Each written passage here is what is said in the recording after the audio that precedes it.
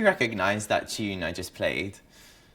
I think you might have struggled, considering the way I played it. Let me try again.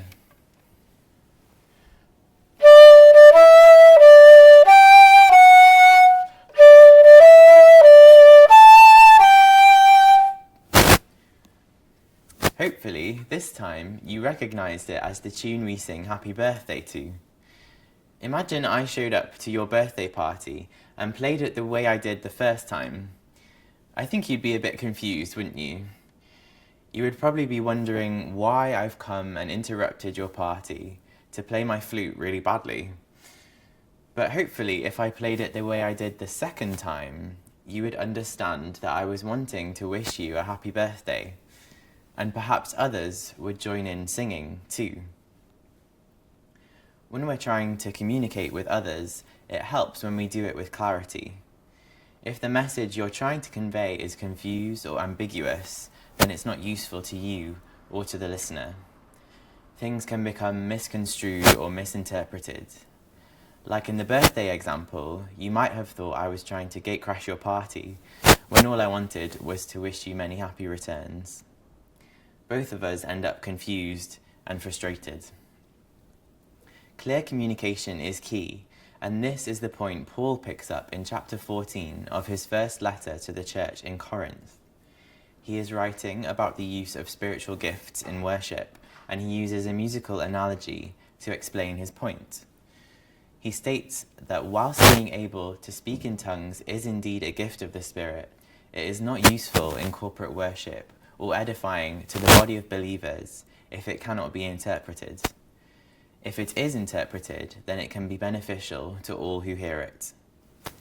He says in chapter 14, verses 6 to 8, "If I come to you and speak in tongues, what good will I be to you, unless I bring you some revelation or knowledge or prophecy or word of instruction?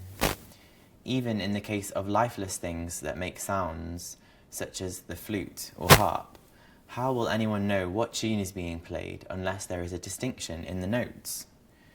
Do you see his point? He goes on to say in verses 9 to 12, "Unless you speak intelligible words with your tongue, how will anyone know what you are saying? You will just be speaking into the air."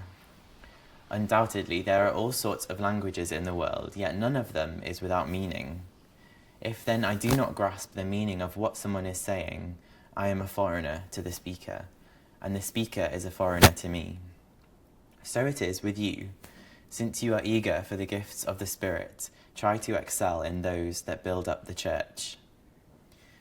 Paul wants the believers to focus on building one another up in their worship, communicating in love like friends, rather than making each other strangers by language barriers. He wants them and us to use our gifts to serve each other and lead each other to worship God all the more. He concludes this passage by saying, "In the church, I would rather speak 5 intelligible words to instruct others than 10,000 words in a tongue." Clarity and intelligibility in our corporate worship is a good thing and pleasing to God. It is more beautiful, like a well-played tune, and should be motivated by love. This passage in chapter 14 comes just after Paul's well-known words on love in chapter 13. He uses another musical analogy there, saying, "If I speak in the tongues of men or of angels, but do not have love, I am only a resounding gong or a clanging cymbal." Love never fails, but where there are prophecies, they will cease. Where there are tongues, they will be stilled. Where there is knowledge, it will pass away. Love should be our motivation. It is love that leads us to build one another up by communicating clearly rather than clanging and resounding unintelligibly.